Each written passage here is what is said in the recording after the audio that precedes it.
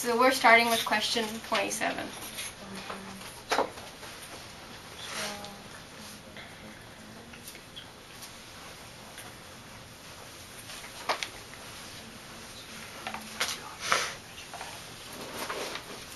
So as Christine told us, the probability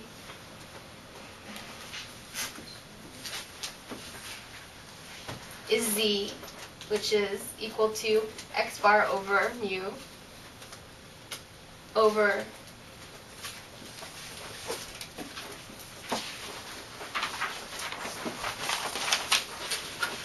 so we solve for z. -2. Yep. 0.0228.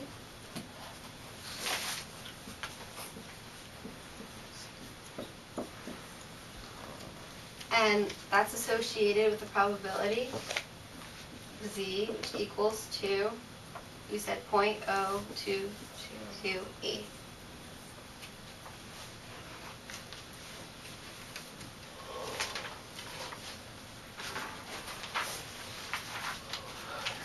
So about 2.2%. Any questions? So this is just like our truck example. Same idea. It's worded a little bit differently. So take a look at how they're worded to get you to get towards the concepts. It's your chair, right? No, I'm standing. Unless you want to do the rest, you're welcome to. I'm just under stress right now. So Okay. It's questions 28 through 29. Chromosome defect A occurs in only about 2 out of 100 adult females. A random sample of 300 adult females is selected. Let the random variable X represent the number of females in the sample who have this chromosome defect. I think we did a similar example in class that involved color blindness. Do you guys remember that? So we're asked, what are the mean and standard deviation of random variable X?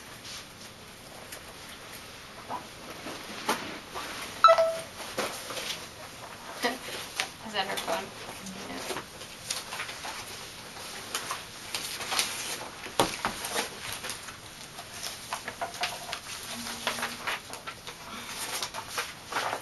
So what do we know about the mean? The mean is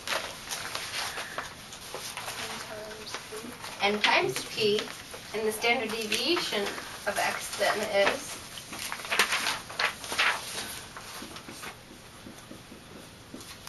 right?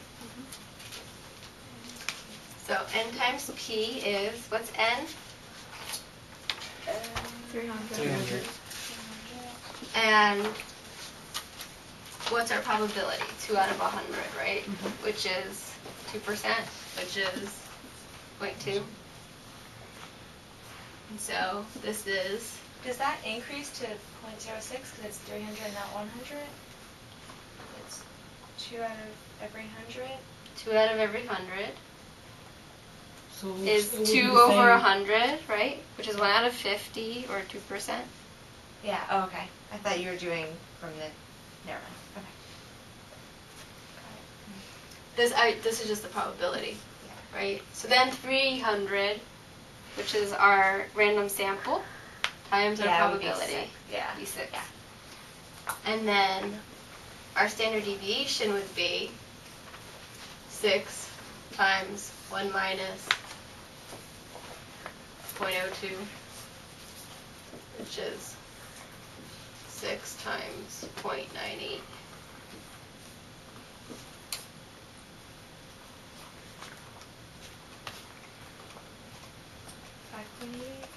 Square root 2.42.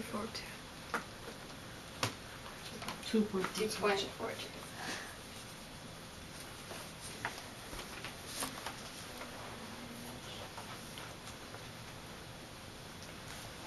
So what is the exact distribution of variable X? I think this is like similar to question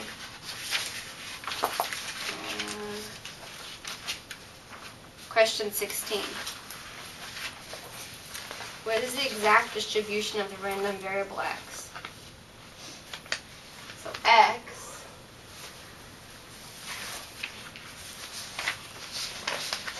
is it a binomial distribution, a normal distribution?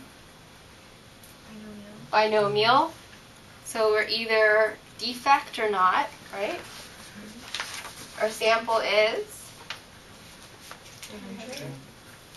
and our probability is 0.02.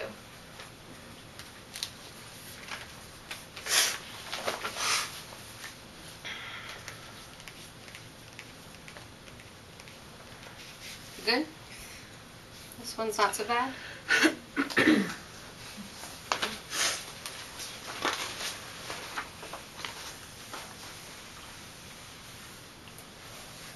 Okay.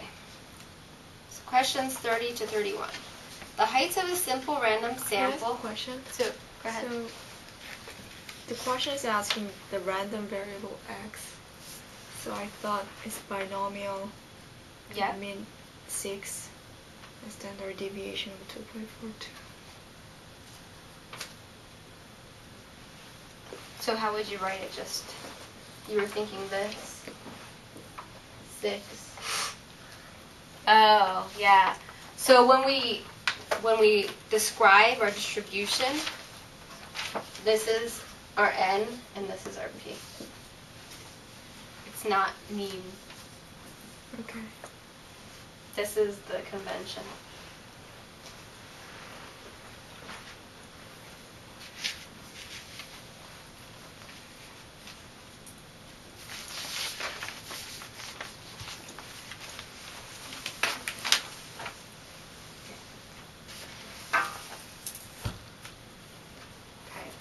So the next set of questions, I think the rest of the exam, are questions from the last lecture.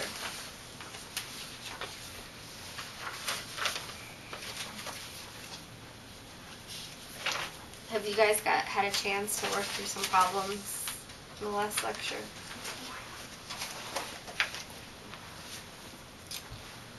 So, question 30 and 31.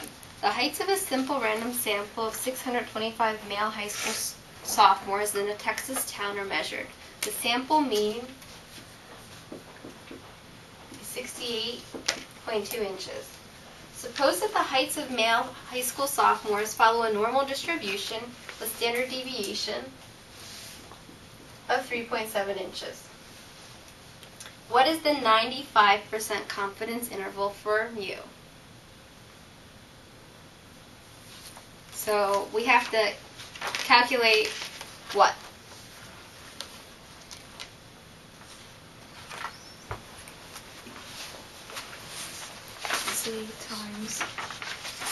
Z times sigma over 10. And what is that? What is that called? Error. Yeah, Margin of error. margin of error, exactly. Margin of error is what we have to calculate here. For m, where m is z times,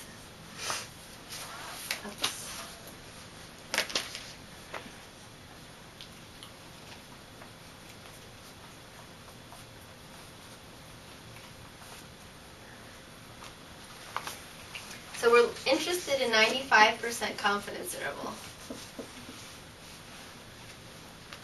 How do we find the z that corresponds to 95% confidence? It's 1.96. How do we know that? Draw the distribution. Like I found 1.96, but I didn't actually calculate. I wasn't sure. There's no calculation. You're Oh, looking it's like something a chart. up. Okay. Then okay. And then I times that by 3.7 or Mhm. standard deviation divided by square root of 620. Perfect. So we know that z for this is 1.96. How did you look that up again? What you mean? There's do you guys know which table it is? Table D. Okay. didn't see it in the book. I ended up finding it on like the PowerPoint. It's on the PowerPoint, but I think it's only for 95% confidence interval. You can do 98% confidence interval. You can do a 90% confidence interval. So you really need to know how to use the chart. So if you look at table D,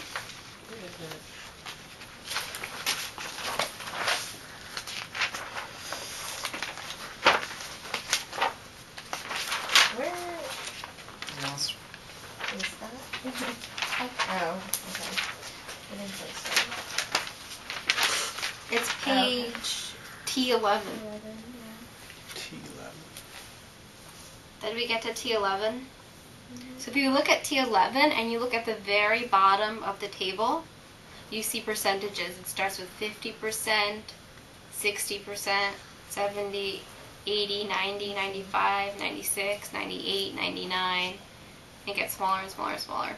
We're only interested in 95% confidence. So if we look at the percentage that says 95% confidence, and we look right above it, you see that it corresponds with where it says Z. It's just Z asterisk. And Z asterisk at 95% confidence corresponds with 1.96. This makes a lot of sense. This has to do, again, with our Z distribution, right? Mm-hmm. So if you remember, in our Z distribution, or standard distribution, our mean is 0, our standard deviation is 1.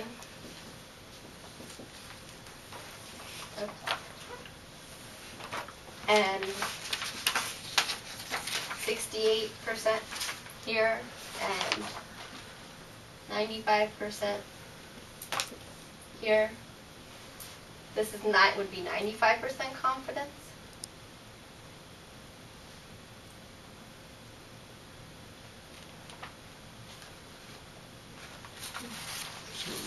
That doesn't make quite sense, right? 95%.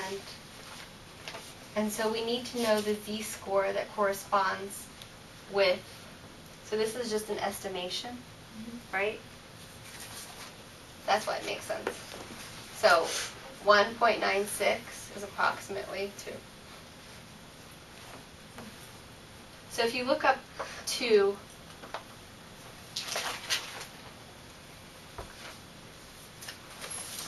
you still have to subtract. If you looked up,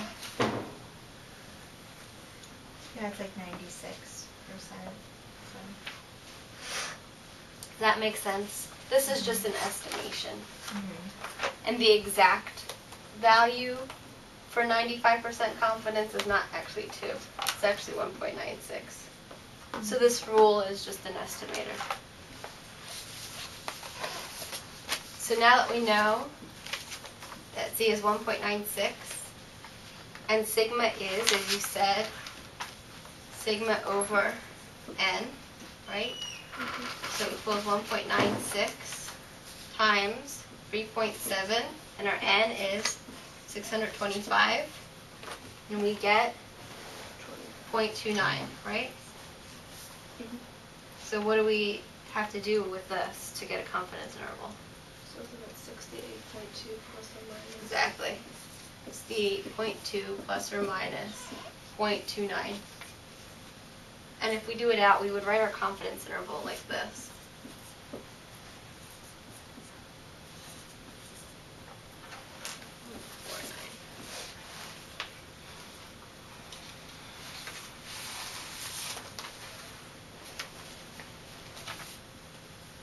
Why is it that?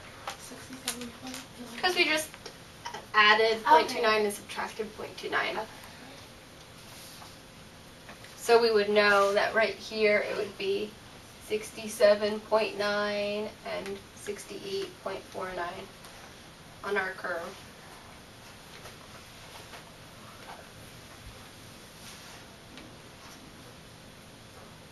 Does that make sense?